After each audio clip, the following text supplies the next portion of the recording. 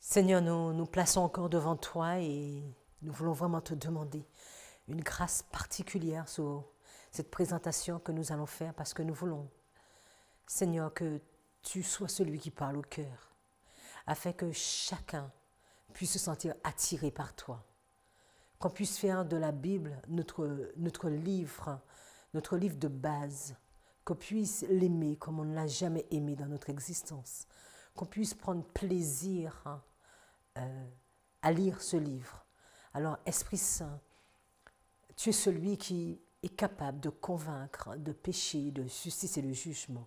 Alors, permets que chaque personne qui va écouter cette vidéo se sente attirée par toi et attirée par ta parole. Béni sois-tu, instruis-nous et donne-nous un langage simple et clair. Je t'ai prié en ton saint nom, Jésus. Amen. Donc nous avons vu dans la première partie la façon que Dieu a voulu parler à son peuple parce que Dieu veut vraiment qu'on aille au ciel avec lui. Mais il ne peut pas emmener le péché au ciel. Donc il a besoin que notre vie soit réformée sur terre. Et pour cela, il nous demande de savoir prendre du temps à le contempler, à le regarder. De ne pas courir après tout vent de doctrine, de ne pas courir après toute explication humaine, mais d'arriver à rester accroché à lui. Nous avons vu qu'il parlait directement à Éden, directement à Adam. Ce fut le cas aussi à Moïse, mais là aussi il parlait aux prophètes. Il a parlé aux juges à travers des visions, à travers des songes, parfois d'une façon directe, parfois indirectement. Et quand Jésus va venir, il va encore nous attirer à lui, encore attirer les Juifs, mais qui ne vont pas comprendre son plan, parce qu'il y a une autre culture qui est en vogue et qui a mis le doute. Et le peuple de Dieu a du mal à accepter le plan que Dieu a pour lui. Les années passent, nous voyons l'allégorique. C'est l'application. Comment je vais prendre un texte littéral et que je vais faire une application. Mais on voit que parfois les applications, elles sont mal faites. Et donc Luther va arriver et va dire non, vos applications, elles sont mauvaises, vous devez comprendre le texte, l'historico-grammatical. Mais que dire? L'historico-grammatical, elle est très importante parce que c'est arriver à comprendre le texte, à comprendre le contexte, à comprendre le mot dans sa spécificité afin de faire une bonne application. Donc, l'historico-grammatical, oui, mais la bonne. L'allégorique, oui, mais la bonne. Par contre, l'historico-critique, se mettre au-dessus de la Bible et penser que nous sommes maîtres, non. Penser que nous pouvons comprendre l'Écriture sans Dieu, non. Nous ne ferons qu'échouer, nous n'y arriverons pas. Et nous devons savoir que Dieu ne permettra pas à ses enfants d'échouer. Mais si nous sommes orgueilleux et imbus de notre personne, mais nous échouerons. Ellen White nous dit dans CEPE, au 353.1, et nous allons juste avant lire un texte Miller, nous sommes à la diapo 25, nous arrivons en 1798, le temps de la fin. Et nous savons que dans la période historico-critique, c'est la période où Miller va être suscité, c'est la période des Millerites, mais c'est également notre histoire, c'est également notre période. Si vous regardez, là, ici, l'allégorique, c'était la méthode, donc là, ça c'est la méthode utilisée par les Grecs. Ici, là, c'est la méthode utilisée par le catholicisme. Ici, c'est la méthode utilisée par le protestantisme. Et mes amis, comme il y a toujours de la confusion, quand on arrive à l'historico-critique, elle est utilisée par le protestantisme et par le catholicisme. Et là, ça devient encore plus compliqué pour nous. Miller va dire, en étudiant la Bible, j'ai trouvé les règles suivantes qui m'ont rendu de grands services. Et maintenant, je les donne au public sur demande spéciale. Ce sont des règles qui l'ont aidé, lui, et qu'il voudrait juste encourager. Chaque règle doit être bien étudiée, ça c'est important. Chaque règle doit être bien étudiée, en relation avec les références de l'Écriture, si l'étudiant de la Bible veut en tirer un bénéfice quelconque. Ellen White va nous dire, les joyaux de la vérité sont disséminés dans l'ensemble de la révélation, mais ils ont été enfouis sous les traditions, les déclarations et les préceptes humains. La sagesse du ciel est pratiquement ignorée. Satan a réussi à faire croire que les paroles et performances des hommes sont d'une grande valeur. Il existe des vérités encore ignorées, mais le spirituel ne se discerne que spirituellement. Un passage des Écritures servira de clé d'accès à d'autres passages, faisant apparaître le sens caché d'un mot. En comparant différents textes traitant du même sujet, en étudiant leur portée sous tous les angles, on mettra en évidence la véritable signification des Écritures. Il nous est dit que la sagesse du ciel est pratiquement ignorée. Or, ici, nous voyons la sagesse du ciel. Il existe encore des vérités qui sont encore ignorées en 2021. Mais nous ne pouvons le discerner que spirituellement. Si nous pensons que je suis capable, j'ai mes compétences, j'ai fait des études et que je peux l'étudier, non, je me trompe. Donc nous allons voir les règles que Miller, qui ont beaucoup aidé Miller. Ces règles sont au nombre de 14. Donc la première, ceux qui sont engagés, alors c'est Ellen White qui va dire que ceux qui sont engagés dans la proclamation du message du troisième ange cherchent les Écritures sur le même plan que le père Miller a adopté.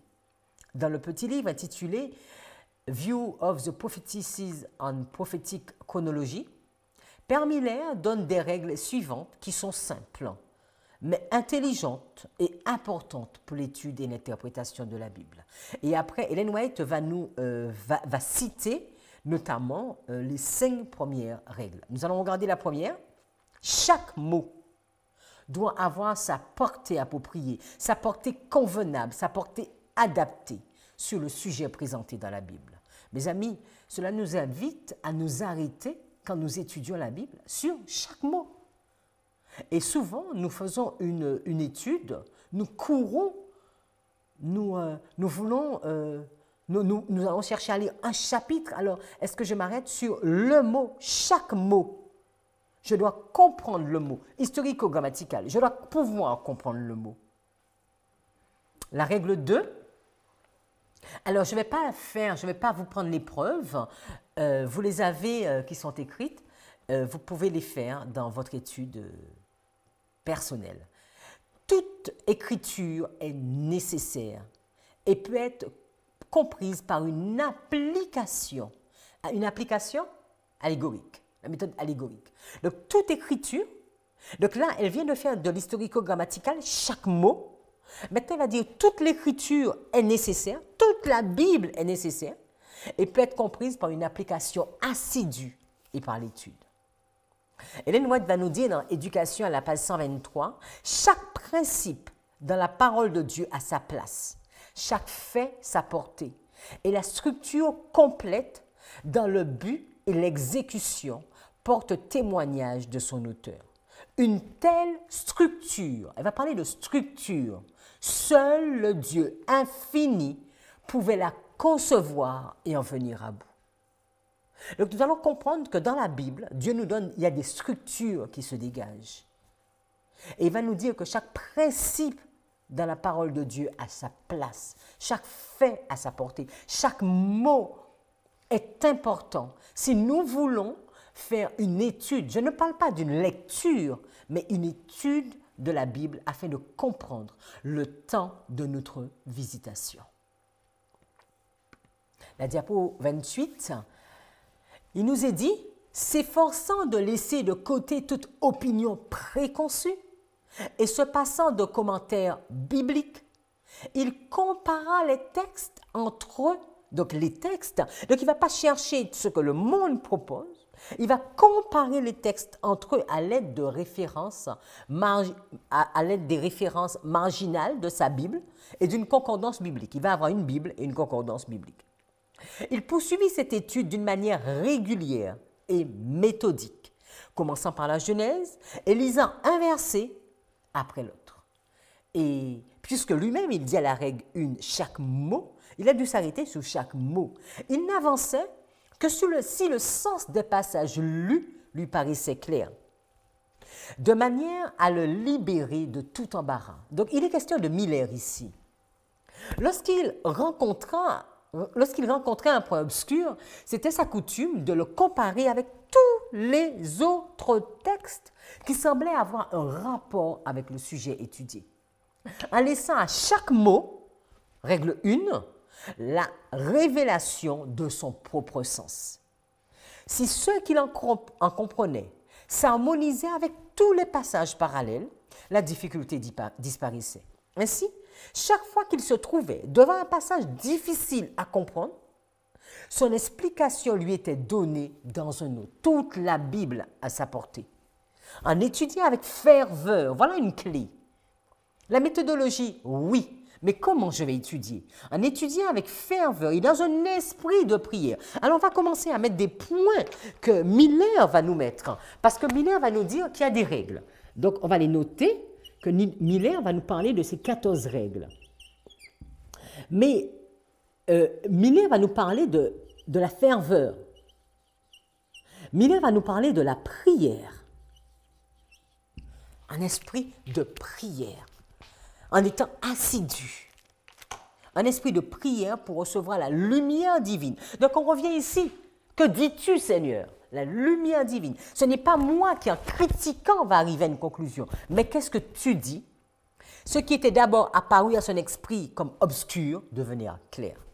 Il fit ainsi l'expérience de la véracité des paroles du psalmiste. La révélation de tes paroles est claire. Elle donne de l'intelligence aux naïfs. La règle 3, Miller va nous dire que rien de ce qui est révélé dans l'Écriture ne peut être ou ne sera caché à ceux qui demandent avec foi. Donc, je vais peut-être mettre en rouge parce que j'ai peur que vous ne voyez pas trop bien. Donc, ici, il y a les 14 règles. Il va dire qu'il va falloir être assidu. Il va parler de l'importance de la prière. Il va parler de la foi.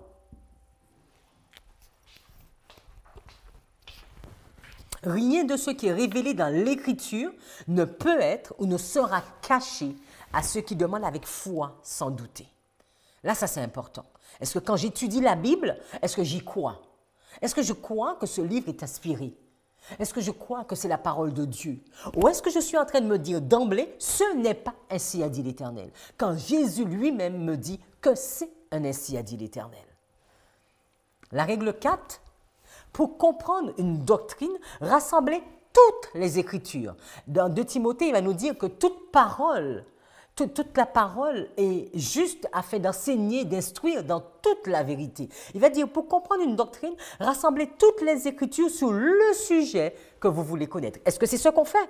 Aujourd'hui, je me rends compte que sur des sujets que la Bible va dire non, nous voulons forcer et faire la Bible dire oui. Donc nous n'avons même pas de preuve. Nous n'avons aucune preuve. Et c'est quoi cette méthodologie que nous utilisons? En tout cas, ce n'est pas une méthodologie biblique. Parce que je pourrais prendre un texte quelconque, je peux prendre un livre philosophique, et puis, mais ce n'est pas un livre biblique. Je peux prendre un dictionnaire, mais ce n'est pas la Bible. Effectivement, j'arriverai à des conclusions, mais je ne peux pas me permettre de me dire que c'est la Bible quand la Bible n'en parle pas, ou quand la Bible me dit non. Pour comprendre une doctrine, rassemblez toutes les Écritures sur le sujet que vous voulez connaître. Donc, vous voulez parler d'un sujet, vous voulez parler du sabbat, vous prenez tous les textes qui parlent du sabbat. Vous voulez développer le dimanche, ok? Alors, prenez des textes qui en parlent du dimanche. Mais si tu ne trouves pas de textes qui en parlent le dimanche, comment tu peux affirmer que le dimanche devient un jour particulier? Alors, si tu veux parler du mercredi, tu cherches tous les textes qui parlent du mercredi. Mais si tu ne trouves aucun texte qui parle du mercredi, alors à ce moment-là, cherche la semaine et cherche milieu de semaine. Mais si tu ne trouves aucun texte sur le milieu de semaine, cherche peut-être 4e jour. Mais si tu ne trouves aucun texte dessus, c'est injuste, juste injuste de pouvoir arriver à une conclusion et de dire que cela vient de la Bible. Ensuite, laissez chaque mot avoir son influence appropriée. Et si vous pouvez former votre théorie sans contradiction, vous ne pouvez pas être dans l'erreur.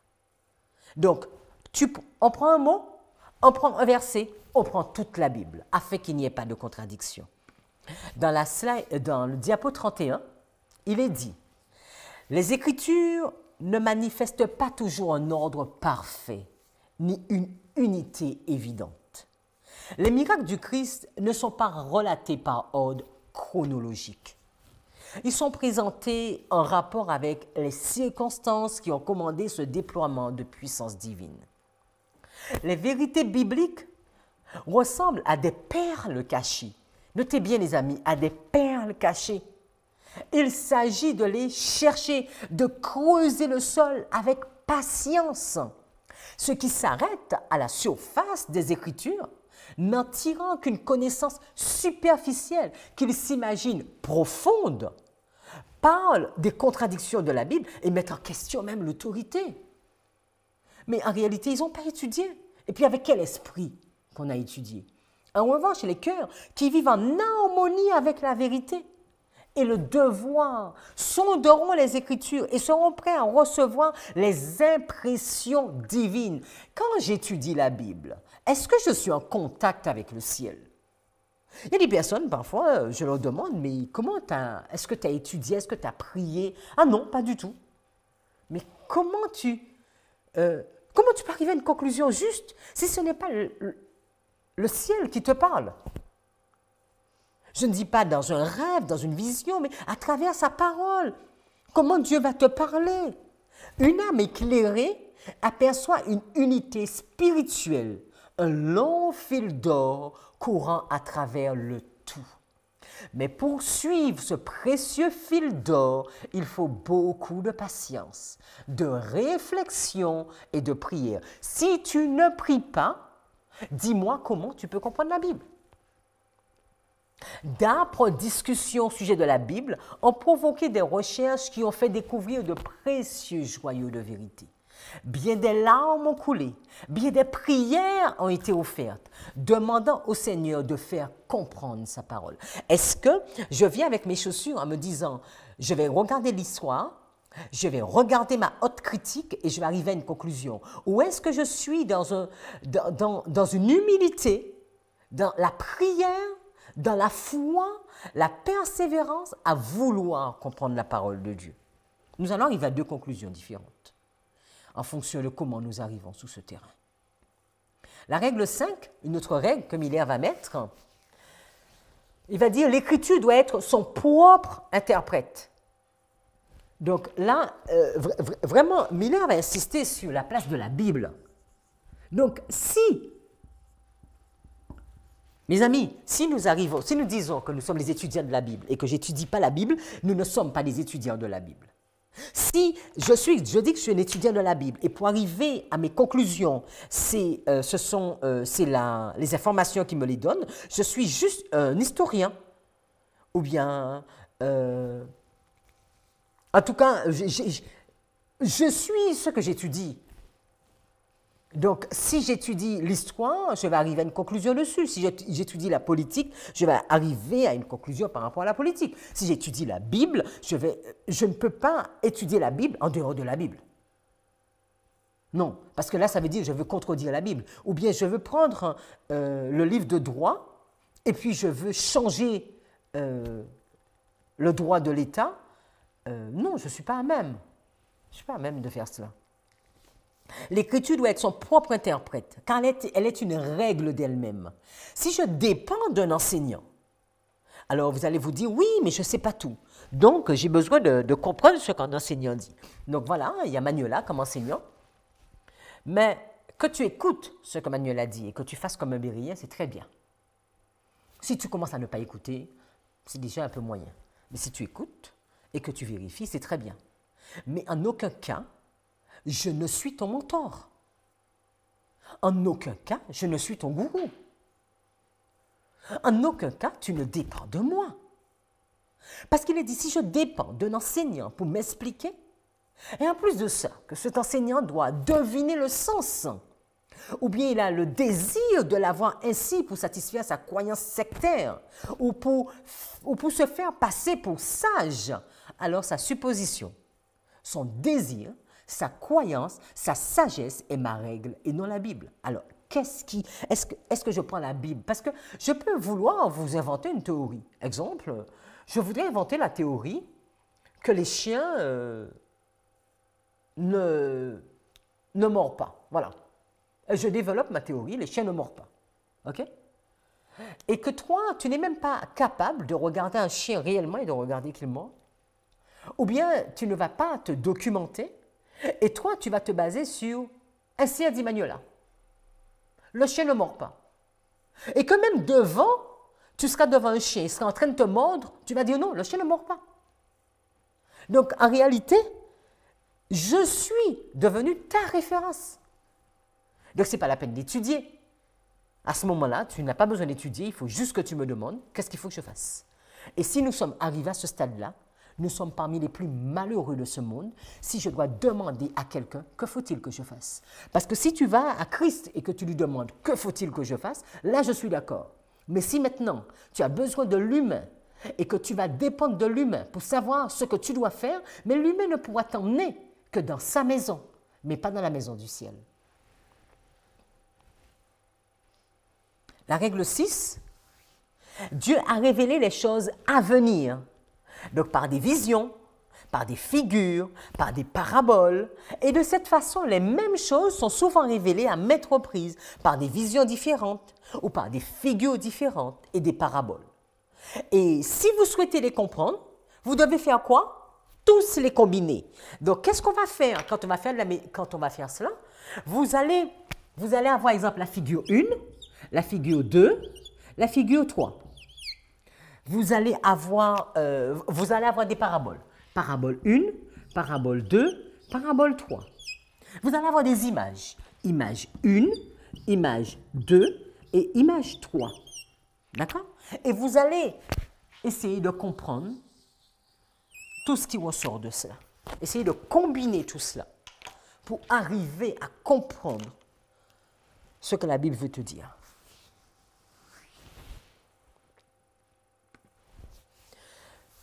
Alors, ça peut paraître compliqué, mais à travers des tests ou bien à travers des exemples, vous allez voir que ce n'est pas si compliqué que ça.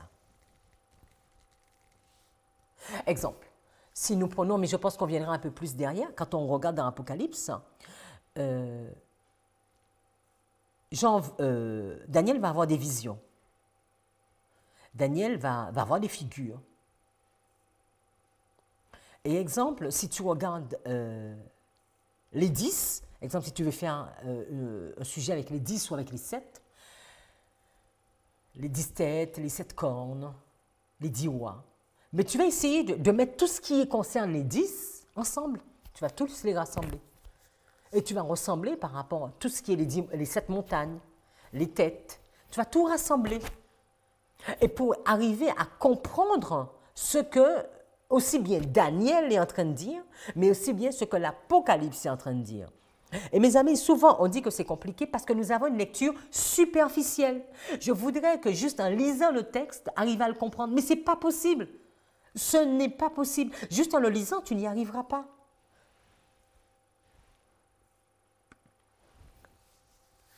LVH 360.2, il est dit qu'une étude superficielle des Écritures n'offre que peu d'avantages. Donc en réalité, quand tu penses que c'est compliqué, ce n'est pas compliqué, mais c'est combien de temps que tu te donnes pour étudier la parole de Dieu. Si nous voulons pleinement comprendre les paroles du Christ, nous devons accompagner de réflexion l'étude des Écritures. Il ne faut pas ouvrir la Bible avec indolence et paresse, mais avec respect. Pas avec de la critique, mais avec du respect. La parole du Christ est esprit et vie pour quiconque la reçoit. Il disait aux pharisiens, vous sondez les Écritures parce que vous pensez avoir en elles la vie éternelle. Ce sont elles qui rendent témoignage de moi. Jean 5, verset 39. Ils étudiaient les Écritures à la recherche de preuves de la venue du Christ, regroupant tous les textes concernant la façon dont à leur avis il allait venir. Il cherchait tout ça. En réalité, il était déjà là, alors qu'il se trouvait au milieu d'eux. Mais il ne le discernait pas par la foi.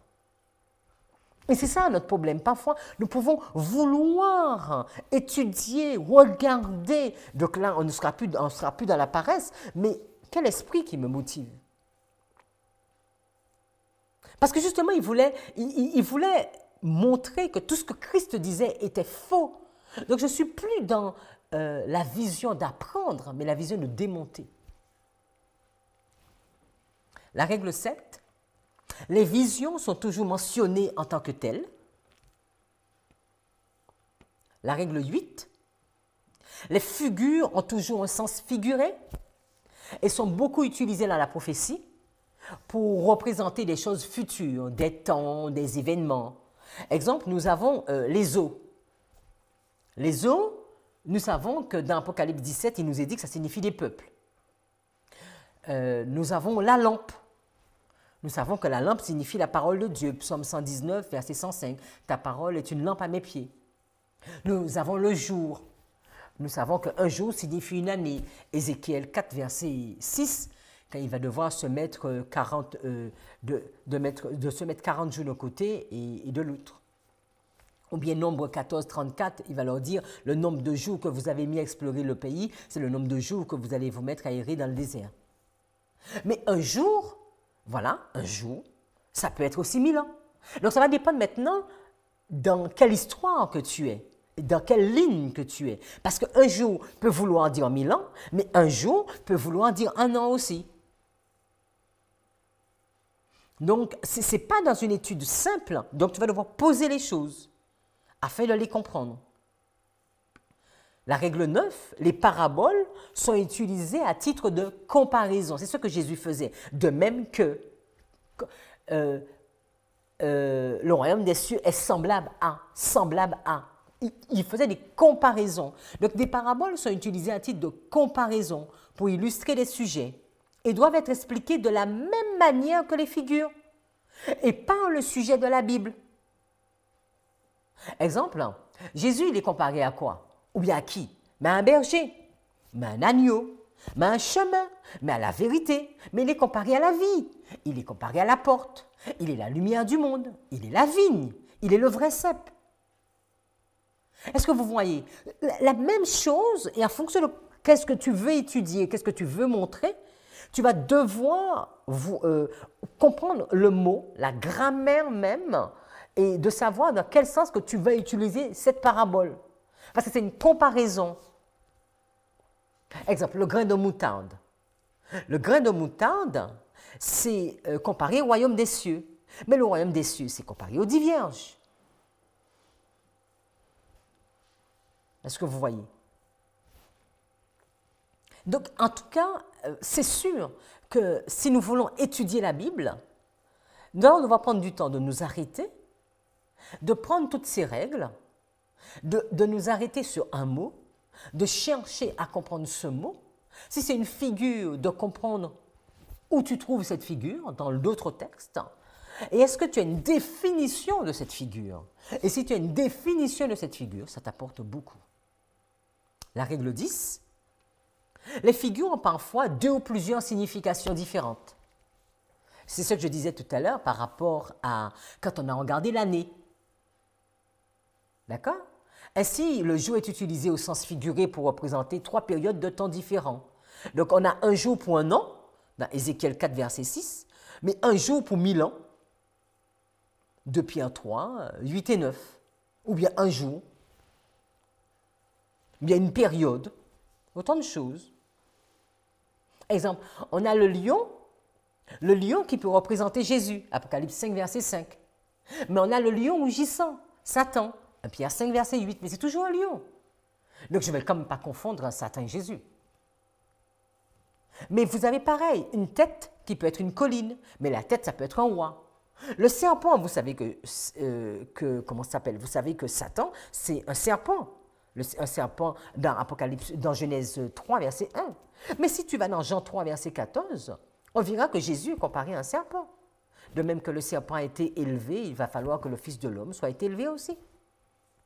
Voilà les comparaisons. des comparaisons qui sont faites. Par exemple, il y a une comparaison entre cette perche et le serpent, et Jésus le boit et Jésus. Et cette comparaison qui est faite.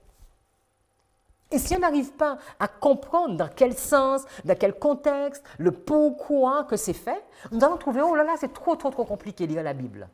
Mais n'oublions pas que c'est un trésor. Ce sont des perles. Nous recherchons les perles. Et Miller va vous dire que si vous faites la bonne construction, elle sera en harmonie avec la Bible. Et elle aura du bon sens. Sinon, elle n'aura pas du tout de sens.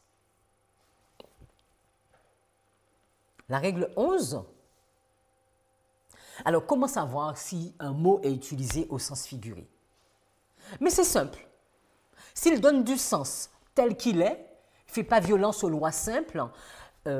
Exemple, le sabbat, c'est un jour de la semaine, voilà le sabbat. Mais si maintenant on te parle la bête qui monte de la mer, est-ce que c'est une bête que tu vas voir sortir de la mer et qui va avoir 7 têtes et qui va avoir 10 cornes et qui va avoir un pied d'ours mais qui va avoir le corps du léopard? Tu te rends compte que cette bête-là n'existe pas sur Terre, on n'a jamais vu ça. Donc ça devient un sens figuré. Donc si, quand tu le lis, il a du sens, s'il donne du sens tel qu'il est, il ne fait pas violence aux lois simples de la nature, voilà, alors il doit être compris littéralement. Voilà, maintenant on entre dans une notion de littéral ou de spirituel. C'est clair, l'agneau, c'est quelque chose de simple. Mais un agneau qui parle comme un dragon, j'ai jamais vu ça, moi. Et si ce n'est pas le cas, si ça ne t'explique pas aussi simplement, il faut le comprendre au sens figuré. Donc au sens spirituel. Et là maintenant, tu vas devoir chercher à comprendre qu'est-ce que Dieu veut dire. Exemple, la terre, il y a des moments, il va te dire que la bête, il va te parler de l'eau, mais l'eau, c'est de l'eau. Exemple, il y a eu le déluge, il y a eu de l'eau, c'est de l'eau, c'est de l'eau. Mais quand je vais parler, ou bien que quand Dieu va créer des animaux, il va les mettre dans la mer, c'est une mer, c'est une mer. Mais quand je te parle de la bête qui monte de la mer, si la bête même n'est pas littérale, certainement cette eau-là non plus. Et on va voir dans l'Apocalypse, qu'est-ce qu'il va dire? Que ce sont des peuples. Les eaux, ce sont des peuples. Donc parfois, tu peux avoir la définition même de la figure dans la Bible. Et là, ça, c'est une belle chose. Encore faudrait-il chercher et arriver à trouver cette définition.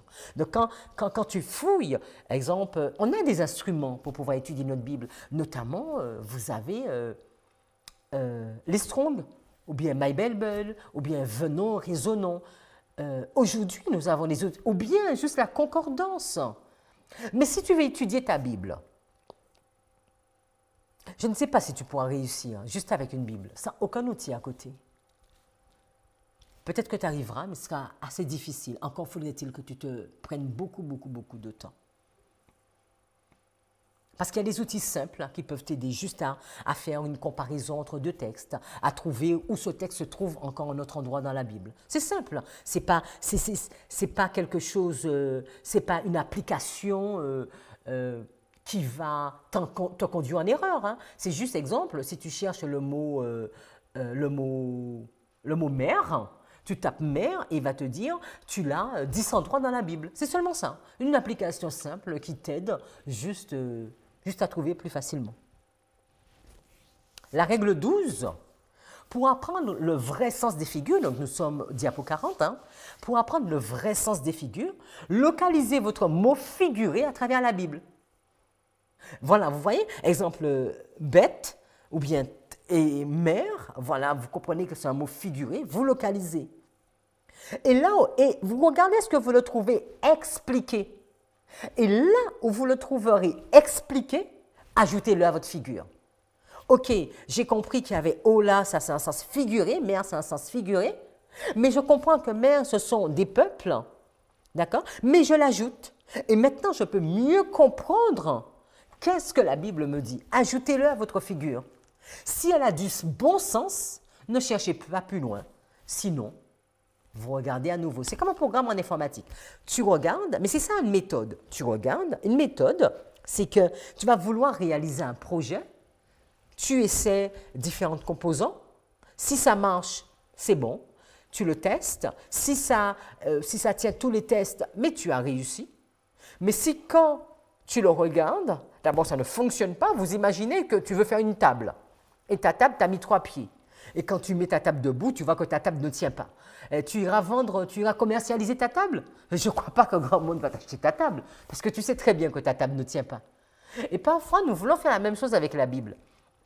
Nous savons que notre théorie ne tient pas, mais nous pensons qu'en parlant fort, ou en criant très fort, ou en frappant du poing sur la table, notre théorie passera. Mais elle ne passe pas. Parce que quelqu'un vient et quelqu'un te prend un autre texte et te dit « ça ne tient pas ». Parce que pourquoi? Qu'est-ce que tu vas dire de ce texte? Ce texte te dit tout à fait le contraire. Et là, c'est pour ça qu'il faut être humble quand on étudie la parole de Dieu. La règle 13, pour savoir si nous avons le véritable événement historique pour l'accomplissement d'une prophétie, si vous trouvez que tous les mots de la prophétie, donc vous êtes en train d'étudier une prophétie, vous vous arrêtez sous tous les mots, après que les figures sont comprises, donc tu as déjà compris toutes tes figures, tu as compris tous tes mots, tu as compris ce qui était littéral, tu as compris ce qui était spirituel, et si maintenant tu regardes dans l'histoire, si ça a été accompli, alors tu sais que bon, mais c'était bon, c'était l'événement, parce que tout ceci c'est pour te permettre d'arriver à comprendre l'histoire. N'oublions pas que nous sommes en train de faire tout ceci pour arriver à comprendre le temps dans lequel nous sommes. Alors certaines personnes vont dire, mais moi je n'ai pas besoin de faire tout cela. Ok, si tu comprends dans le temps dans lequel que tu es sans faire ça, mais c'est très bien.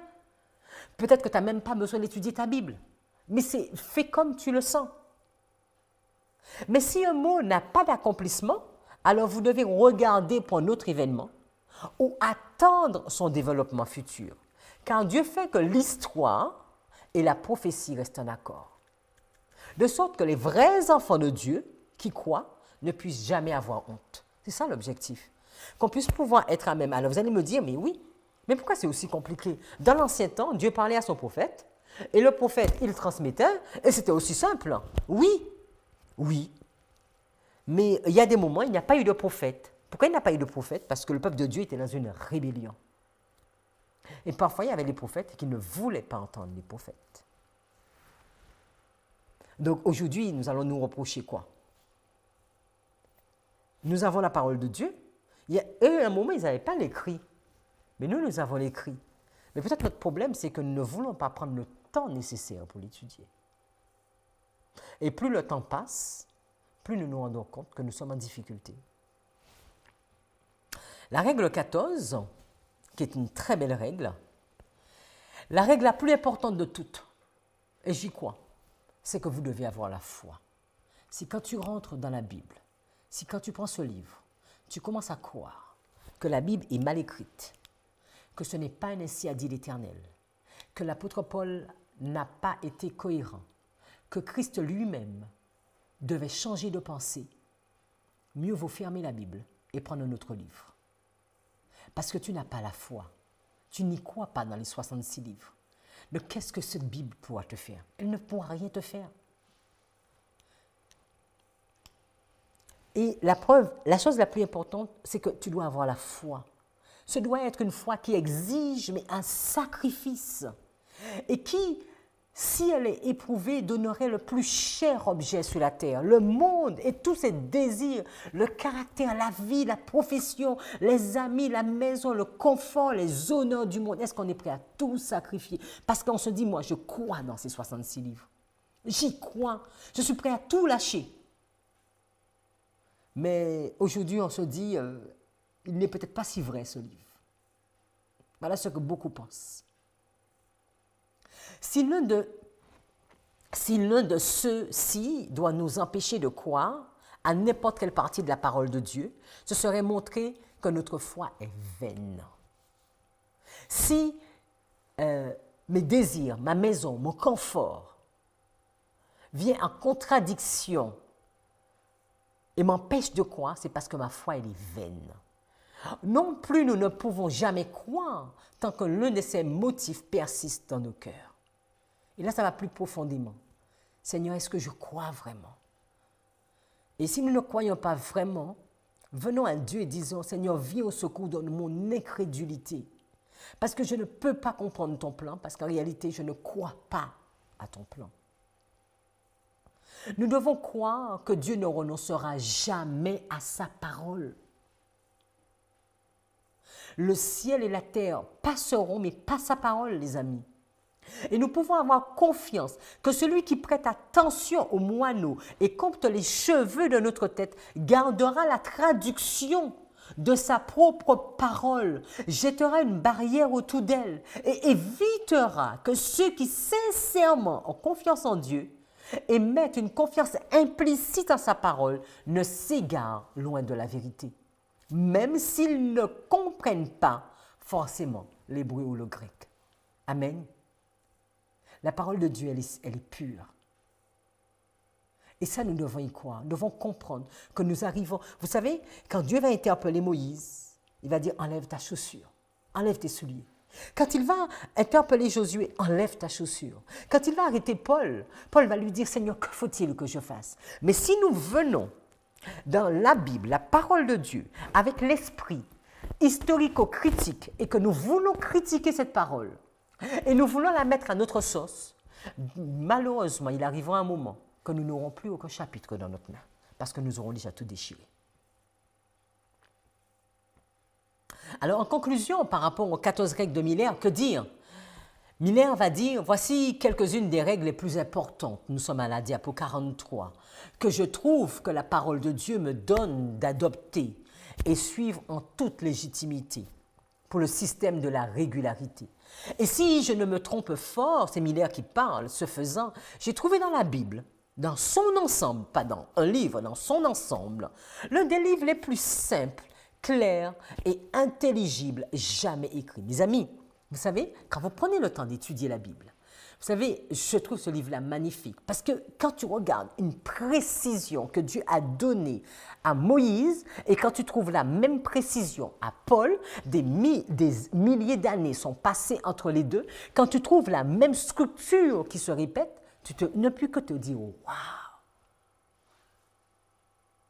Waouh! Peut-être eux, ils ne l'ont même jamais vu. Je l'ai trouvée comme un trésor que le monde ne peut pas acheter. Elle donne une paix calme dans la croyance et une ferme espérance dans l'avenir. Voilà ce que la Bible nous donne. Une paix calme dans notre croyance et une ferme espérance dans l'avenir. C'est ce que la prophétie nous donne. Elle soutient l'esprit dans l'adversité et nous apprend à être humbles dans la prospérité.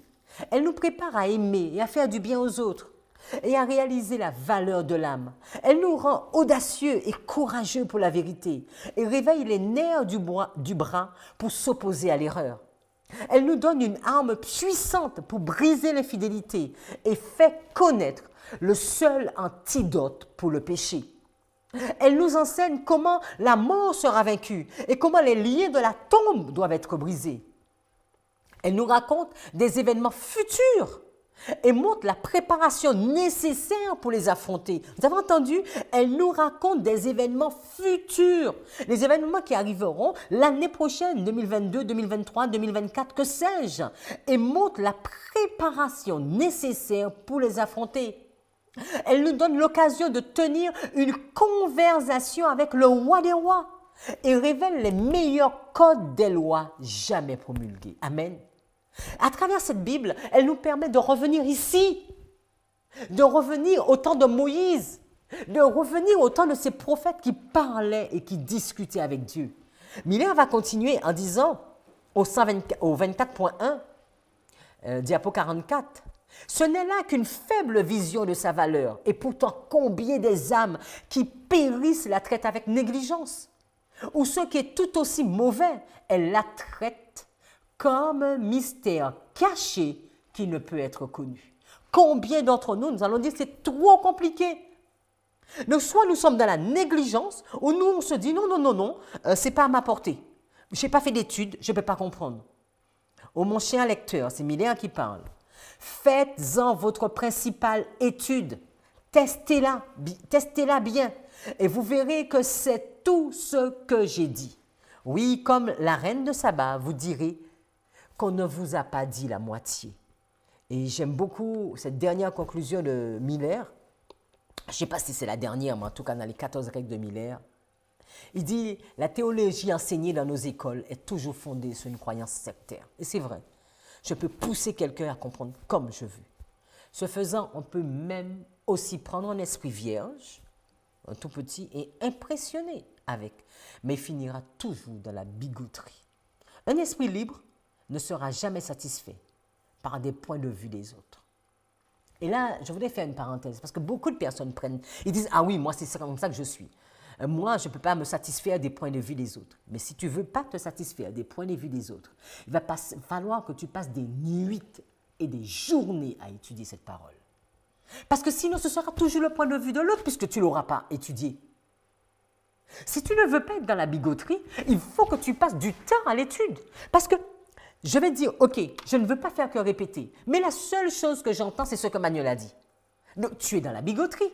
Parce que combien de temps tu as pris ce livre pour pouvoir l'étudier par toi-même? Un esprit libre ne sera jamais satisfait avec les points de vue des autres. Si j'étais un enseignant de la jeunesse en théologie, qu'est-ce qu'il dit que Miller il aurait fait? J'aurais d'abord pris connaissance de leur capacité d'esprit, de ces jeunes. Si ceci était bon, je leur ferais étudier la Bible. Il ne dit pas que j'étudierai la Bible pour eux, hein. Je leur ferai étudier la Bible pour eux-mêmes. Et je les enverrai librement vers l'extérieur pour faire du bien au monde. Mais s'ils n'avaient pas de pensée, s'ils n'avaient pas le temps, que j'ajoute, s'ils n'avaient pas de motivation, ou bien s'ils se sentent incapables, je les imprimerai de l'esprit d'autrui et j'écrirai bigot sur leur front et les enverrai dehors comme des esclaves. À nous de choisir quel type d'étudiant de la Bible que nous voulons être. Nous comprenons que Miller va nous dire qu'il va étudier ces 14 règles, et ces 14 règles vont lui rendre beaucoup de services. Miller va utiliser l'allégorique, il va utiliser la historico-grammaticale dans ces règles. Et plus les années avancent, plus nous comprenons qu'il y a d'autres points dans la Bible que nous pouvons ajouter. Nous pouvons ajouter cette notion d'alpha et d'oméga, surtout pour nous qui faisons nos lignes. Comprendre que, parce que Jésus lui-même va nous dire, je suis le premier, je suis le dernier, je suis le début, je suis la fin, qu'il n'y a rien de nouveau sous le soleil. On peut prendre les deux témoins, voir un texte au moins 2 fois. Nous allons pouvoir prendre des lignes sur les lignes, pouvoir prendre des comparaisons, des paraboles, des parallèles. Regardez la première mention, regardez ce qui est naturel, regardez ce qui est spirituel, regardez l'histoire qui se répète. Et nous avons beaucoup de textes sur tous ces points. Nous allons peut-être pas tous les passer aujourd'hui. Alors, les deux témoins, nous savons que la Bible nous dit, diapo 48, de la bouche de 2 témoins ou 3 témoins sera mis à mort celui qui est passible de mise à mort. Donc, si tu veux comprendre, mais Miller l'avait déjà dit, que si tu veux comprendre un texte, tu dois chercher tous les textes qui sont en rapport. Donc, les 2 témoins, tu les retrouves dans l'étude de Miller. Mais si tu regardes l'alpha et l'oméga, Miller te le dit aussi, parce que Miller te dit tu dois prendre toute la Bible. Et la Bible, il y a le début et il y a la fin. Il y a l'alpha et l'oméga. Tu le retrouves dans les 14 règles.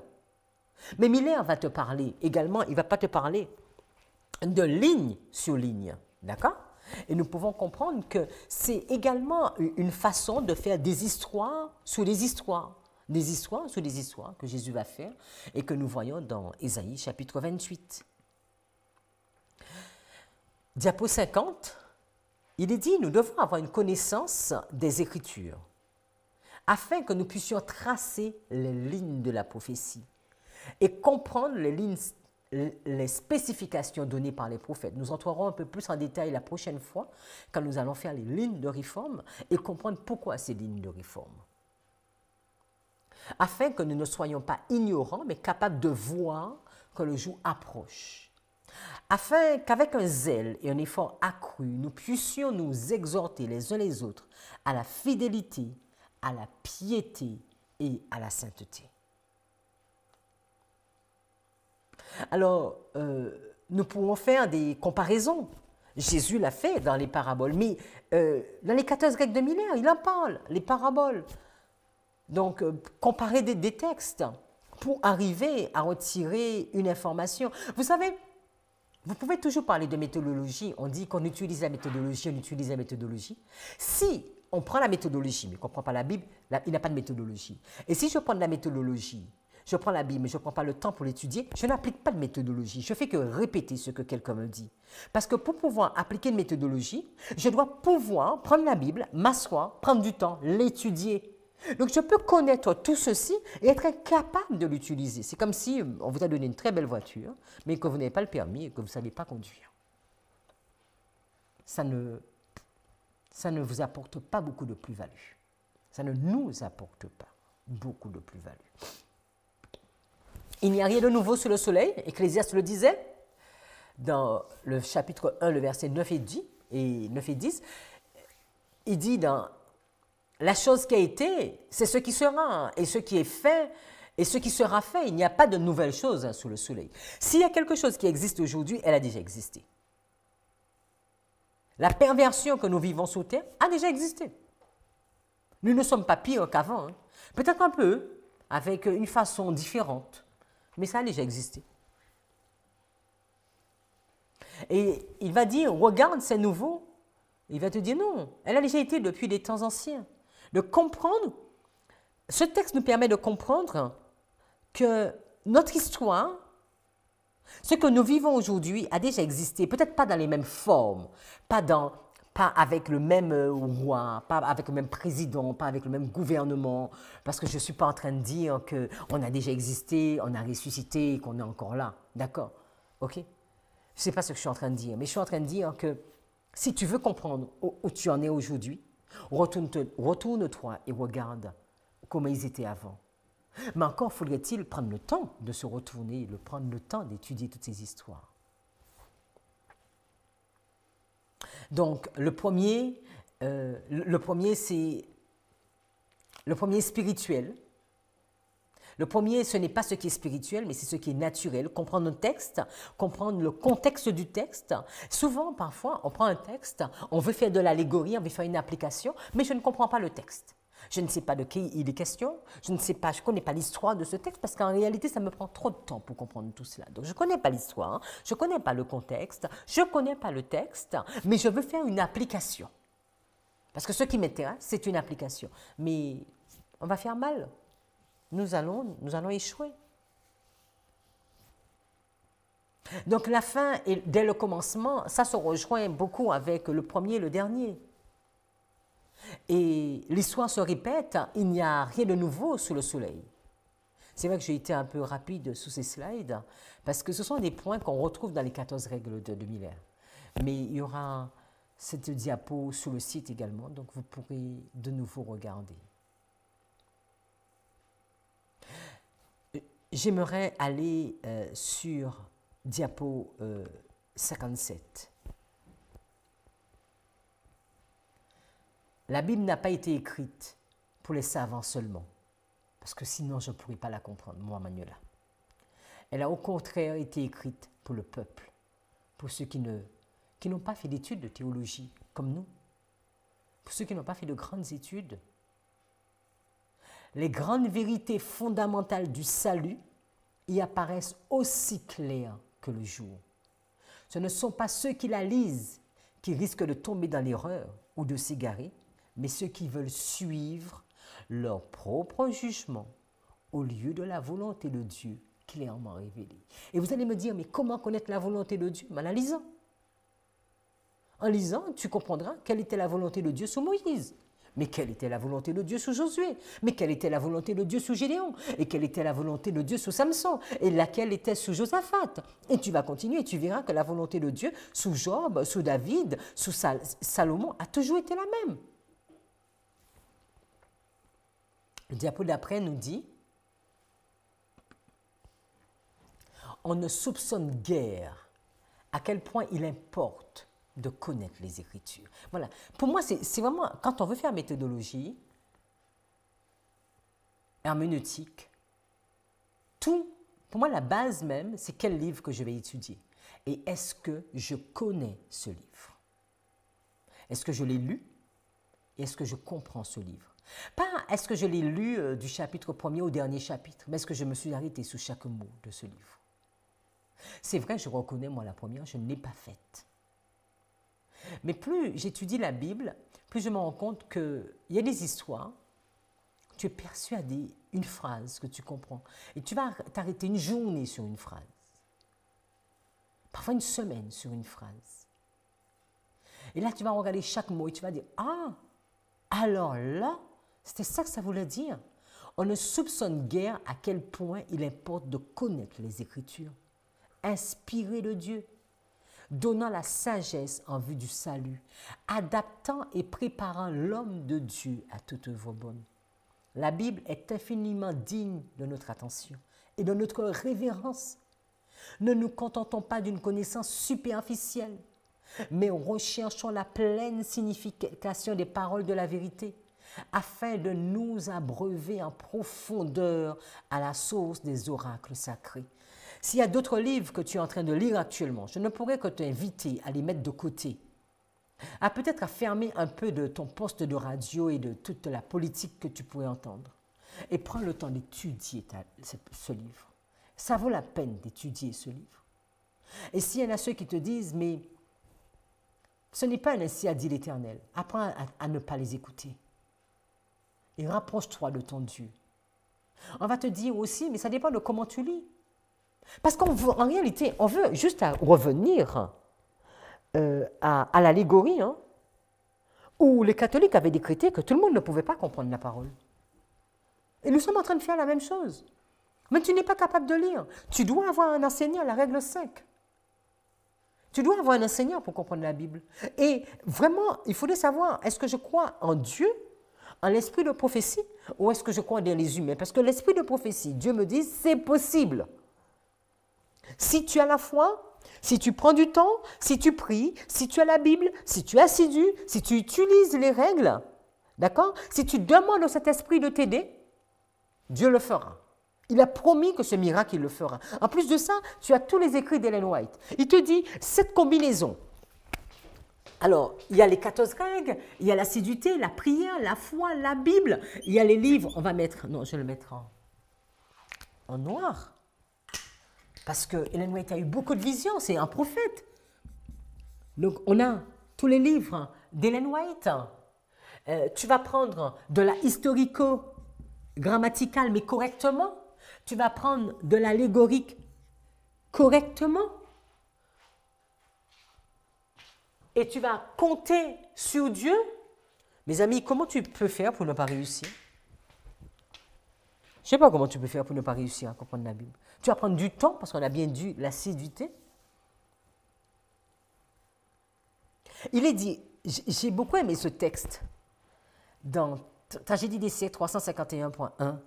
Ellen White nous dit, donc il est question de Miller, poursuivant l'étude de cette prophétie avec un redoublement de ferveur, et consacrant non seulement ses journées, mais encore des nuits entières.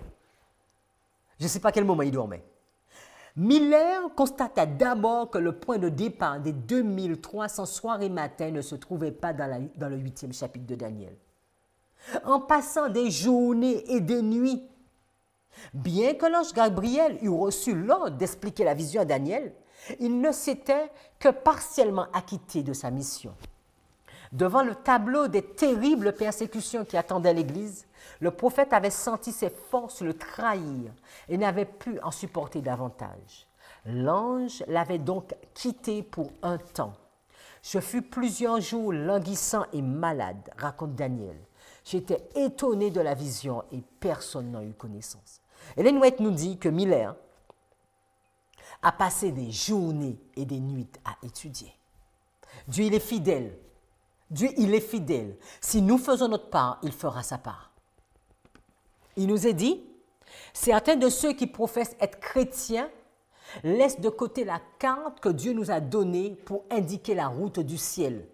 Il se peut qu'ils lisent la Bible, mais lire la Bible, comme on lit un livre écrit par les hommes, ne donne qu'une connaissance superficielle. Alors, des personnes vont te dire, oui, mais moi j'ai déjà lu ma Bible 5 fois.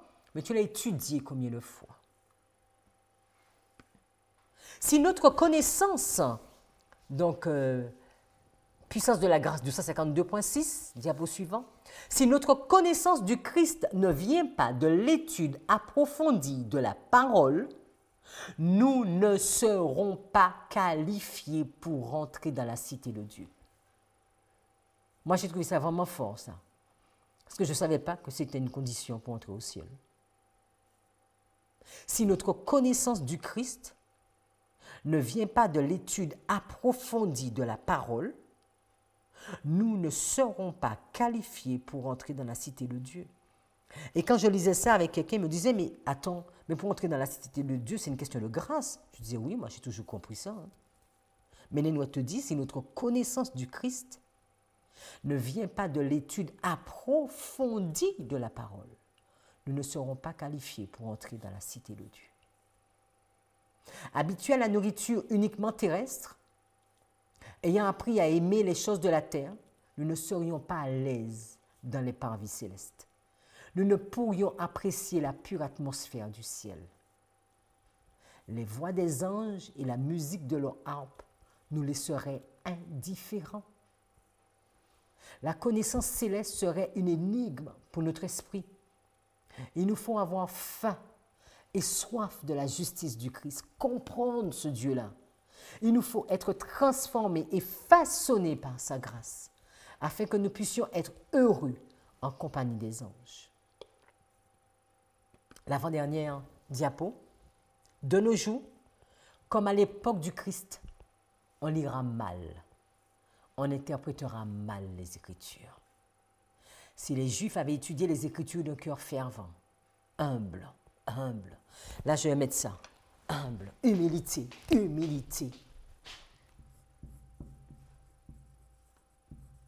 humble. Si les Juifs avaient étudié les Écritures d'un cœur fervent, humble, dans la prière, on l'a déjà mis, leur recherche aurait été récompensée par une connaissance authentique du moment. Nous sommes trop imbus de nos personnes. Vous savez, je vois ça souvent. Quand Dieu nous donne de grandes vérités, nous sommes persuadés que nous avons fait le monde. C'est moi. Je sais. Je connais. Je comprends. Je.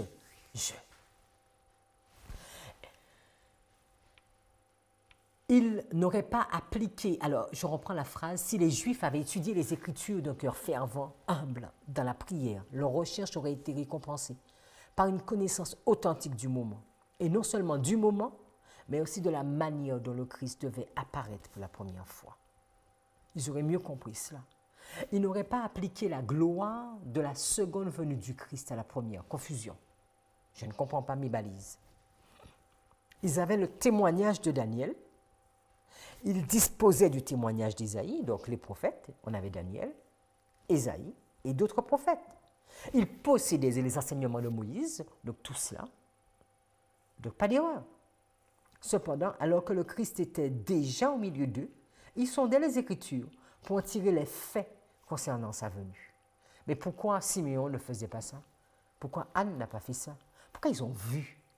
Pourquoi les bergers ont vu? Pourquoi les mages ont vu? Parce qu'ils avaient également cette relation avec Dieu. Donc si moi, je prends tous les écrits, je suis dans la historico-critique, je n'étudie pas ma Bible, ou bien même la historico-grammaticale, ou bien l'allégorique, que je ne passe pas du temps dans la prière à rechercher, à comprendre le plan de Dieu, je risque de passer à côté même des événements, alors que je suis très assidu. Donc c'est parce qu'on va vouloir dire, oui, mais voilà, non.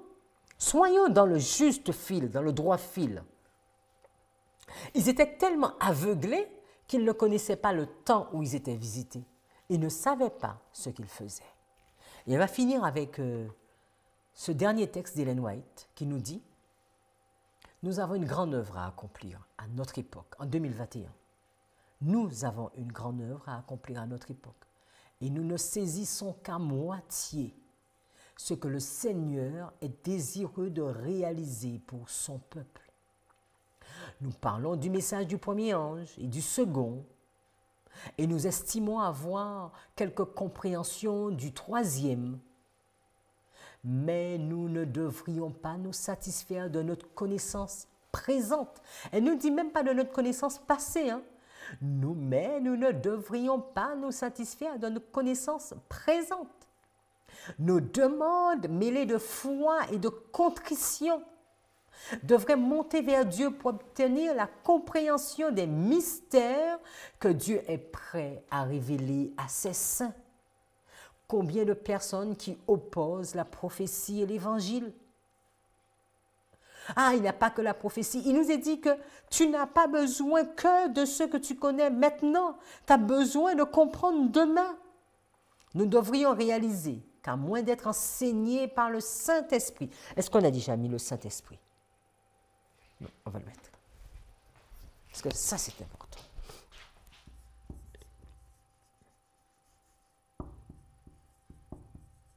On a mis la prière, on n'a pas mis le Saint-Esprit.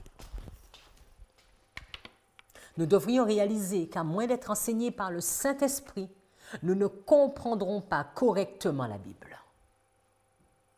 Car c'est un livre scellé, même pour la personne instruite qui est sage à ses propres yeux.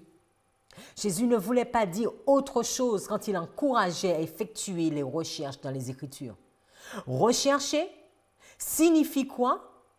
Comparer un texte à un autre texte, les règles de Miller. Rechercher signifie comparer un texte à un autre texte. Et les choses spirituelles aux choses spirituelles. Je ne vais pas prendre l'histoire ou la politique ou bien les journaux pour pouvoir m'expliquer la Bible. Ce n'est pas possible, les amis. Je vais comprendre la Bible spirituellement et après, je vais faire de l'allégorie, je vais faire une application pour comprendre où j'en suis. Nous ne devrions pas nous contenter d'une connaissance superficielle.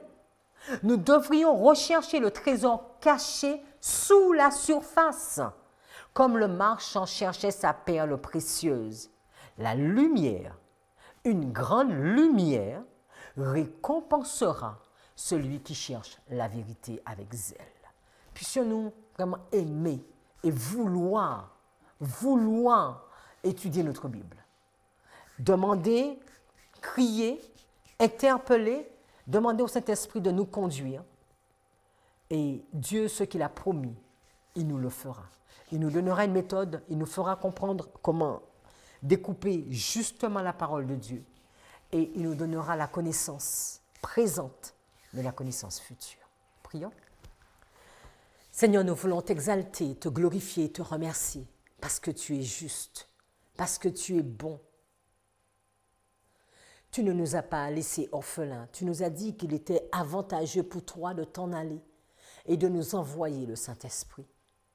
Mais Seigneur, en plus de cela, tu as pris soin de protéger ces 66 livres contenus dans ta parole.